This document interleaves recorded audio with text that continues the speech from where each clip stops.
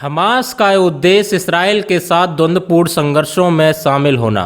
वह इसराइल के खिलाफ फिलिस्तीन की राष्ट्र की स्थापना के लिए लड़ रहा है। हमास एक इस्लामी संगठन है जो इसराइल के उपनिवेशी इलाकों की मुक्ति की मांग कर रहा है दोस्तों, और यह फिलिस्तीनी जनता के बीच अपना घनिष्ठ समर्थन को साधे हुए है।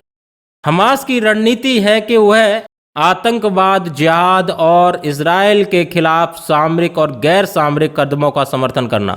उनका उद्देश्य इसराइल को अपनी भूमि से बाहर निकालना, जिनके लिए वो आतंकवादी हमले और युद्ध प्रणालियों का इस्तेमाल करता आया है। हमास ने इसराइल के खिलाफ प्रणाली का भी समर्थन किया और वे इसराइल की बदलती राजनीति और सुरक्षा परिस्थितियों का उपयोग करते ताकि वे अपने उद्देश्यों को हासिल कर सकें। वर्तमान में गाजा बार में हमास ने अपने अलग तरीके से नेटवर्क को बिछा रखा है। उसने गाजा की भूमि को छोटी छोटी सुरंगों में तब्दील करके रखा है।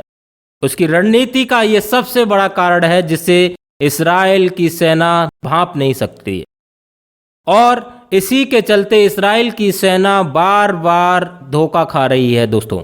इसराइली सेना वहां पर जाती है आगे कि सुरंग से हमास के स्नाइपर लगातार इसराइली सेना पर अपना लक्ष्य साध रहे हैं, जिसके कारण हमास की सेना में एक बहुत बड़ा द्वंद्व खड़ा हो गया है। हमास की सेना पूरी दिग्भ्रमित है कि वो अपने टारगेट को कहां से किस तरीके से पूर्ण करें, और इसी युद्ध रणनीति के चक्कर में कहीं न कहीं इसराइल की सेना अपना पीछे कदम उठाती हुई दिख रही है। इसी द्वंद्व के कारण हाल में ही इजरायली सेना ने अपने 3 नेते और हाथ में सफ़ेद झंडा लिए इजरायली बंधकों को मार दिया।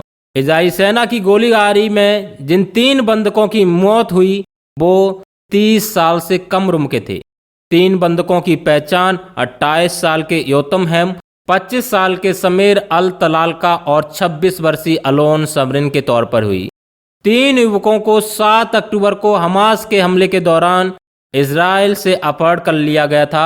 इन तीनों पर फायरिंग की घटना गाजा के सुजाका इलाके में हुई। इजराइल टाइम्स के मुताबिक प्रारंभिक जांच रिपोर्ट के आधार पर हुई दक्षिणी कमान के एक वरिष्ठ अधिकारी ने कहा कि ये घटना तब हुई जब बिस्ला मार्च ब्रिगेड की 17वीं बटालियन के एक सैनिक ने कुछ मीटर दूर एक इमारत से बाहर निकल रहे 3 संदिग्ध लोगों को देखा।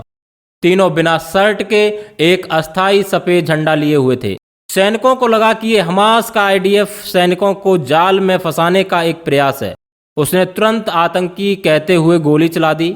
सैनिकों की गोली से इनमें से 2 लोग मारे गए, जबकि तीसरा व्यक्ति वापस उसी इमारत में भाग गया जहां से वह आया था। आईडीएफ की ओर से बताया गया कि गोली चलने के बाद बटालियन के कमांडर बाहर आए, जो उसी बहुमंजिला इमारत में भी थे जहां से सैनिक ने गोलीबारी की थी। कमांडर ने सैनिकों से गोलीबारी रोकने के लिए कहा। कुछ ही क्षण बाद तीसरा आदमी उस इमारत से बाहर आया जहां वह भागकर छिपा था। इस दफा दूसरे सैनिक ने उस पर गोली चला दी और उसकी मौत हो गई। बटालियन कमांडर को इसके बाद एहसास हुआ कि ये हमास का लड़ाका नहीं था। देखने पर उसके एक इजरायली बंधक होने का पता चला। इसके बाद तीनों शवों को पहचान के लिए इजराइल लाया गया। सैन्य अधिकारी के अनुसार जिन सैनिकों ने इन लोगों पर गोली चलाई उसने प्रोटोकॉल के खिलाफ ऐसा किया था। आईडीएफ ने कहा कि क्षेत्र की स्थिति ने सैनिकों को इस तरह गोली चलाने को मजबूर किया जो संभवतः इसे किसी हमले की आहट की तरह देख रहे थे। तो दोस्तों, इस तरीके से दिग्भ्रमित में रख करके खुद इजराइल अपने ही लोगों को मार रहा है। यही हमास की अगली चाल है। वीडियो अगर पसंद आया है तो लाइक करिए और चैनल को जरूर सब्सक्राइब करिए दोस्तों। Thank you.